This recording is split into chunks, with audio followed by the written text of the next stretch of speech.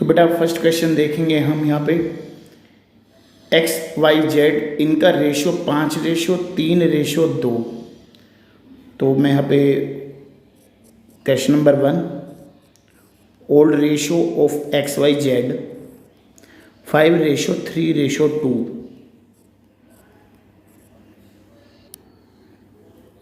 इसके बाद यहाँ पे ए को एडमिट किया 1/5 शेयर के लिए और यहाँ पर कह रहे हैं न्यू रेशो निकालिए। मेरे फ्रेंड्स यहाँ पे ना तो उसने सेक्रीफाइस रेशो दिया और ना ही उसने यहाँ पे गेनिंग रेशो दिया, कि न्यू रेशो दिया यहाँ पे। तो ऐसे में आपने क्या करना है, ए को 1/5 दे दिया, बचा हुआ remaining share x y z तीनों में बांट देंगे। तो रिमेनिंग शेयर यहाँ पर 1 माइनस 1/5, तो आपको यहाँ पे मिलेगा 4/5। न्यू शेयर निकालेंगे एक्स वाई जेड ए। बचे हुए शेयर को हम यहाँ पे तीनों में बांट देंगे 5/10, 3/10, 2/10, 20/50, 12/50 और यहाँ पे 8/50 और ए का जो शेयर हमारा यहाँ पे 1/5। तो रेशियो निकालेंगे 20/50, 12/50, 8/50, 1/5, 20:12:8। कई बच्चों ने यहाँ पर गलती की हुई है बेटा, नीचे 5 है तो यहाँ पे 10 आएगा बेटा। तो इसको और छोटा अगर करते हैं यहाँ पे, तो यहाँ पे आप 2 यहाँ पे कॉमन निकलेगा, 10:6:4:5। ये आपका आंसर है बेटा। तो चेक कर लेंगे इसको जरा यहाँ पे। इसके बाद हमारा क्वेश्चन नंबर 2, रवि मुकेश इनका रेशो 7:3।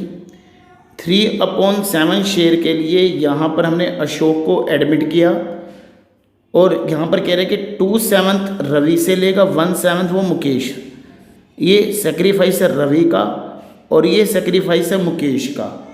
तो हमें यहाँ पे न्यू रेशो फाइंड आउट करना है मेरे बच्चों। तो कैसे करेंगे ज़रा देखेंगे। रवि एंड मुकेश इनका 7:3। Old ratio of Ravi and Mukesh 7:3 इनका पुराना रेशो दिया हुआ है। इसके बाद जो नया पार्टनर यहाँ पर आया है अशोक 3/7 शेयर के लिए। फिर मैं यहाँ पे सेक्रीफाइस निकालूंगा, यहाँ पे रवि का 2/7 और मुकेश का 1/7। ये गिवन है। New share Ravi Mukesh Ashok 7/10, 3/10 minus 2/7 minus 1/7, 2/7 plus 1/7। तो एलसीएम 70, 10 7 जा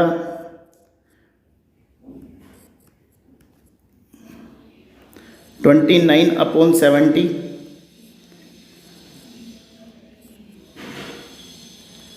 11/70, 3/7। तो बेटा 29:11 रेशो यहाँ पे अपना आ रहा है 30। 29:11:30 ये आपका यहाँ पे आंसर आ रहा है बेटा। तो बेटा अब हम जो अपना थर्ड क्वेश्चन है तो उसको देखते हैं ज़रा। यहाँ पे क्वेश्चन में ओल्ड रेशो दे रखा है 3:2 ए और बी का। फिर यहाँ पर कह रहा है कि सी को एडमिट किया 1/4 शेयर के लिए, सी का शेयर। और यहाँ पे कह रहे हैं कि इसके बाद डी को इन्होंने 1/5 शेयर के लिए लिया। तो बेटा यहाँ पे दोनों एक साथ एडमिट नहीं हुए, पहले सी एडमिट हुआ है फिर डी एडमिट हुआ है। पहले सी को एडमिट करो, न्यू रेशो निकालो, फिर डी को एडमिट करो, फिर न्यू रेशो निकालो। बेटा ये 2 पार्ट बनेंगे। जैसे मैंने यहाँ पे सी को एडमिट किया 1/4 शेयर के लिए, तो यहाँ पे इसने ये नहीं बताया कि 1/4 किससे कितना लेगा। तो यहाँ पे रिमेनिंग शेयर वाला पैटर्न लगा दो। 1 में से 1/4 हमने दे दिया सी को, 3/4 ए और बी के लिए बच गया। इस 3/4 को हम दोनों पार्टनर्स में बांट देंगे इनके पुराने रेशो में, 3/5 2/5 और 1/4 उसका शेयर है ही। तो 9:6:5 यहाँ पर इनका ये आ गया ABC का। इसके बाद आगे देखो यहाँ पे कह रहा है 1/5 शेयर के लिए आया, और यहाँ पर इसने 1/5 के लिए भी नहीं बताया कि किसने कितना सेक्रीफाइस किया। तो यहाँ भी रिमेनिंग शेयर वाला पैटर्न लगा दो, 1 - 1/5 4/5। और अब इस 4/5 को तीनों में बांट दो, तीनों के पुराने रेशो में, 9:6:5। तो 9:6:5 में इस रिमेनिंग शेयर को बांट दिया। ये इनका शेयर आ गया, न्यू शेयर, और डी का आ गया। ये इसका आंसर है 36:24:20। तो काफ़ी बच्चों ने यहाँ पे गलती क्या कर रखी है, दोनों को एक साथ एडमिट किया हुआ है, 1 - 1/4 - 1/5। नहीं बेटा, ये एक साथ नहीं हुए, ये आफ्टरवर्ड लिखा है ना, इस पहले सी एडमिट हुआ, उसके कुछ दिनों के बाद डी एडमिट हो रहा है। तो इस तरह से इस क्वेश्चन का आप ध्यान रखेंगे। हाँ बेटा, अगला क्वेश्चन, ये जो टॉपिक है वो है हमारा हिडन गुडविल। नेक्स्ट जो टॉपिक है हिडन गुडविल।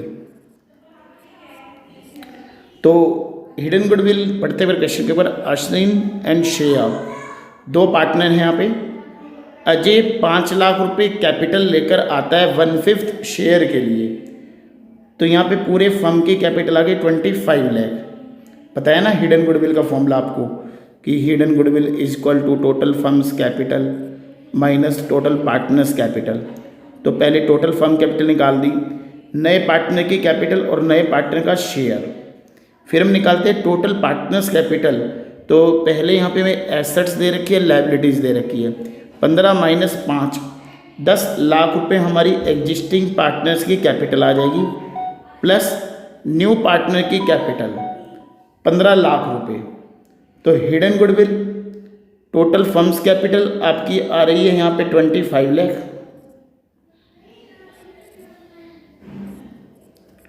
और यहाँ पे हम माइनस कर देंगे तो जो पार्टनर्स की कैपिटल आई है total, that is 15 lakh, 15 lakh रुपए। तो 10 लाख रुपए आपके पास हिडन गुडविल आ गई है बेटा, 10 लाख रुपए आपके पास हिडन गुडविल है। थोड़ा सा मैं इसको और सफाई से समझा देता हूँ कि hidden goodwill is equal to total firm's capital minus total partners capital. Total firm capital निकालने के लिए हमने नए पार्टनर की कैपिटल और उसका जो शेयर है रिवर्स कर दिया मल्टीप्लाई करने के लिए, और नए पार्टनर की जो कैपिटल है 5 लाख रुपए इनटू जो भी इसका शेयर उल्टा करके मल्टीप्लाई करेंगे तो देन 25 लाख। फिर हम निकालेंगे टोटल पार्टनर्स कैपिटल। इसके लिए हम क्या करेंगे, ए की कैपिटल प्लस बी की कैपिटल प्लस सी की कैपिटल, ए और बी की एसेट्स और लायबिलिटी जो मुझे क्वेश्चन में यहाँ पे गिवन है, ये एसेट्स और लायबिलिटी, इसकी मदद लेंगे 10 लाख रुपए, और प्लस सी की कैपिटल। सी की कैपिटल हमारी यहाँ पे दे रखी है नए पार्टनर की 5 लाख रुपए, तो ये 15 लाख आपके पास आ गई। तो टोटल फर्म्स कैपिटल 25 लाख और यहाँ पे आ जाएगी माइनस 15 लाख, तो 10 लाख रुपए आपके पास गुडविल आ गई। इसमें हम नए पार्टनर का शेयर निकाल देंगे 2 लाख रुपए, 2 लाख रुपए आपके यहाँ पे शेयर आ गया। अब मेन आप लोगों ने गलती क्या की, आपको ये नहीं पता कि वो लाया या नहीं लाया। तो यहाँ पर देखो जरा ध्यान से कि Ajay bring 5 lakh as his capital, और कहीं भी उसने क्वेश्चन में नहीं बोला कि कैपिटल लेकर आया, गुडविल लेकर आया। तो कैपिटल लेकर आने की जनरल एंट्री होगी कैश डेबिट टू अजयस कैपिटल, और फिर गुडविल ये इसके करंट अकाउंट से लेंगे, कुछ नहीं बोला तो नॉट ब्रिंग वाला टॉपिक होता है।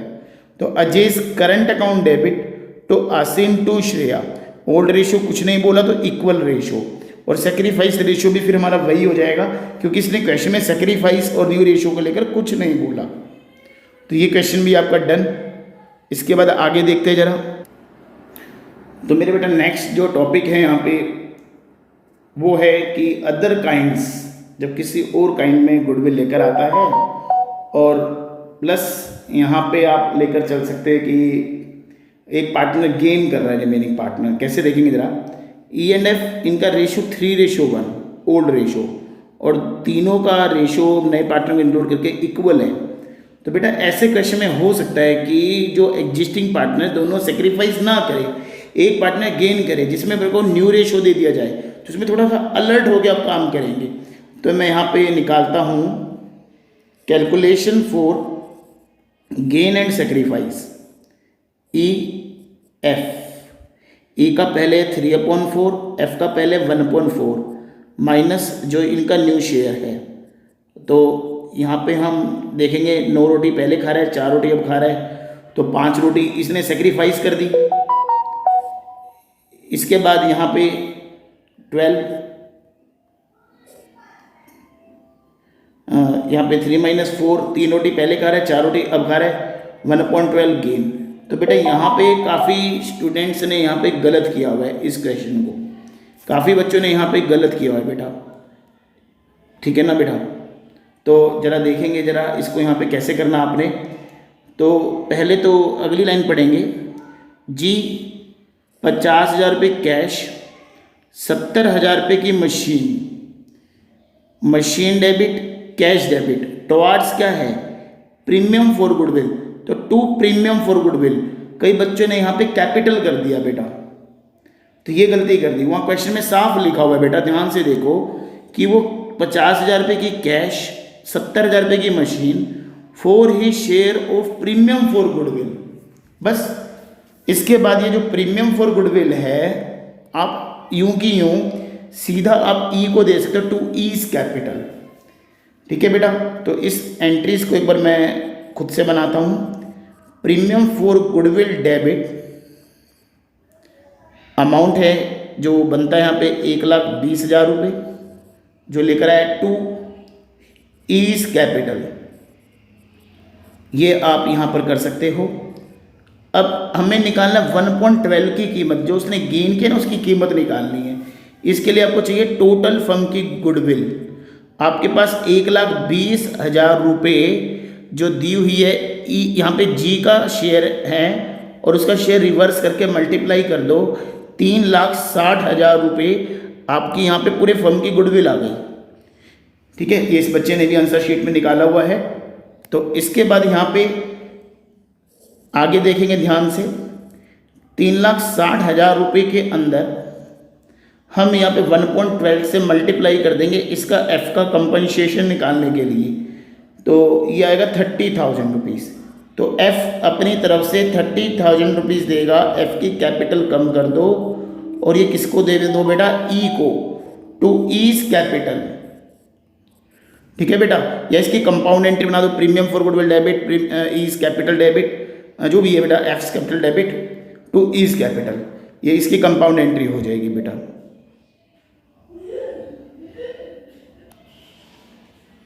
इसके बाद हमारा क्वेश्चन नंबर 5, इसमें काफ़ी बच्चों ने गलती की हुई है बहुत सारी, इसको थोड़ा ध्यान से देखेंगे।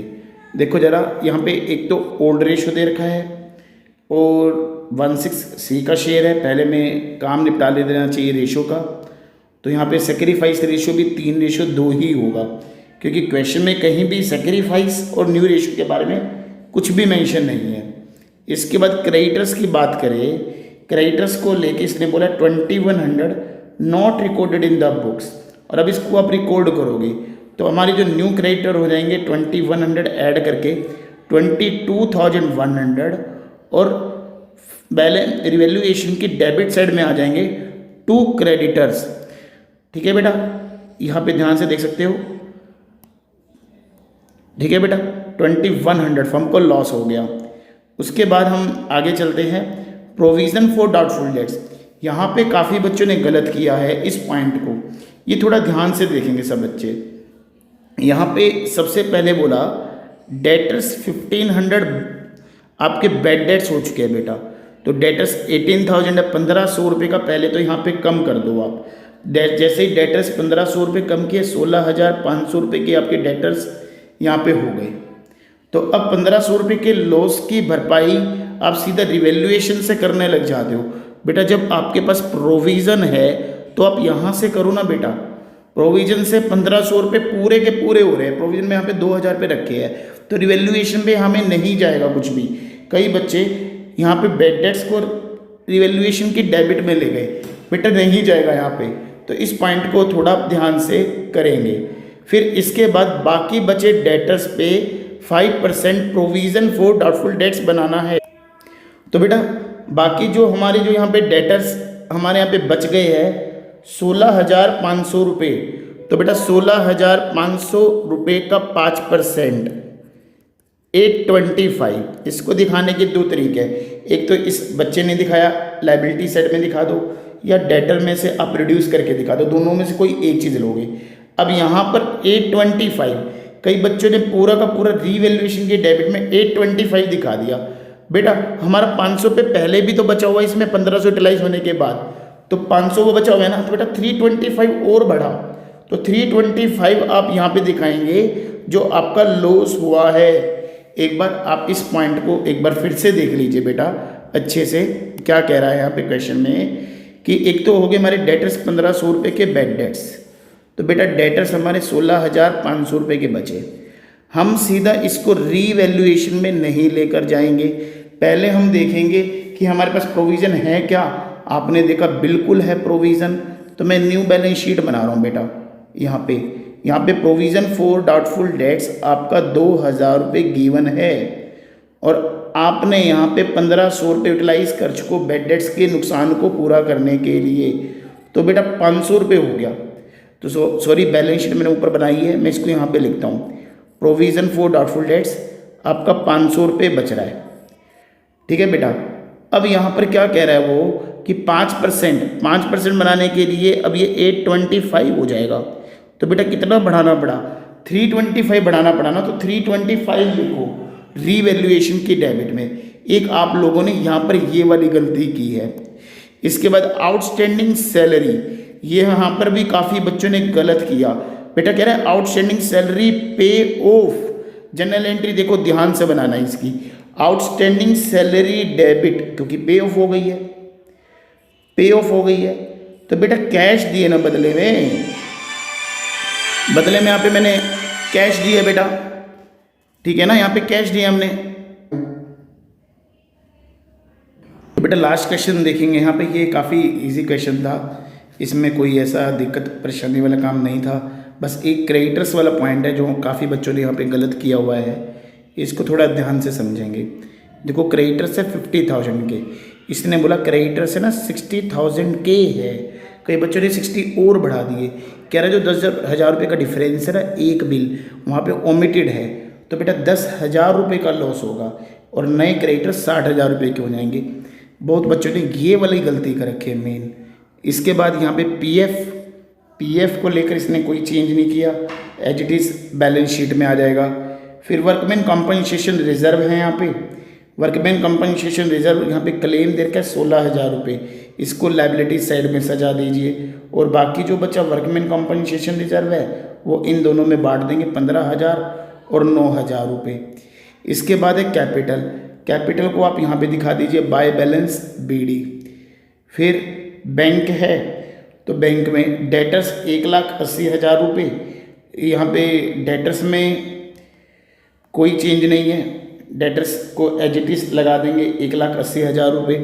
स्टॉक 125, स्टॉक यहाँ पे कह रहा है फर्स्ट पॉइंट के अंदर इसको आपने इंक्रीज करना है 5,000 रुपये से, तो ये फर्म को प्रॉफिट हो गया बाय स्टॉक। चेक करते जाएंगे साथ के साथ, यहाँ पे स्टॉक हो गया। फिर चलेंगे प्रीमिसेस के ऊपर, तो प्रीमिसेस पे यहाँ पे इसने बोला 2 लाख रुपये तक बढ़ानी है, 50,000 रुपये का प्रॉफिट हो गया बाय प्रीमिसेस। इसके बाद यहाँ पे एडवर्टाइजमेंट एक्सपेंस, इसको आप राइट ऑफ कर देंगे ओल्ड रेशो में, कई बच्चों ने इसको स्किप किया हुआ है यहाँ पे।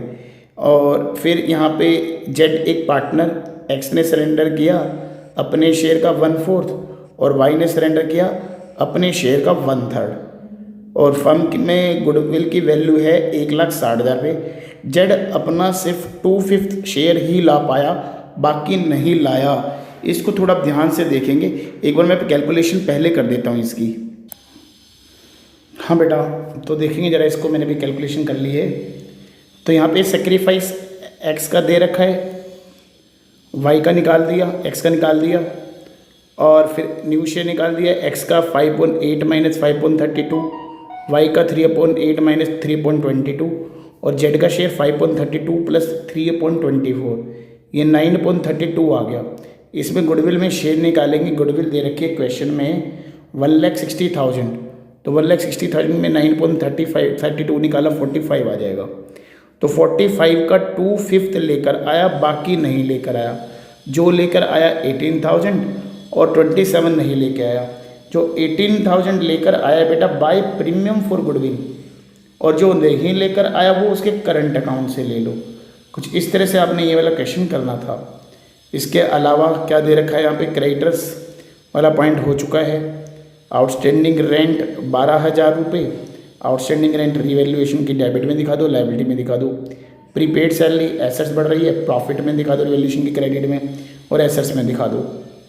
लायबिलिटी ऑन पीएफ ओनली 10,000, पहले 15 थी अब 10 हो गई, 5,000 रुपये का प्रॉफिट हो गया बेटा। यहाँ पे एक बार आप दोबारा से देखेंगे, liability on account of PF 10,000 only, बेटा पहले 15 थी अब 10 है, तो 5,000 रुपये का कम हो रहा है, तो बेटा यहाँ पे प्रॉफिट हो रहा है। तो रिवैल्यूएशन की क्रेडिट में बाय पीएफ 5,000 रुपये ये था। और इसके बाद liability for workman compensation claim, ये आपको बता ही चुका हूँ, 16,000 रुपये लायबिलिटी में दिखा दो और बाकी बचा इसको डिस्ट्रीब्यूट कर देंगे। ठीक है बेटा, तो कोई दिक्कत आए तो आप मुझसे फ़ोन पे पूछ सकते हैं आप।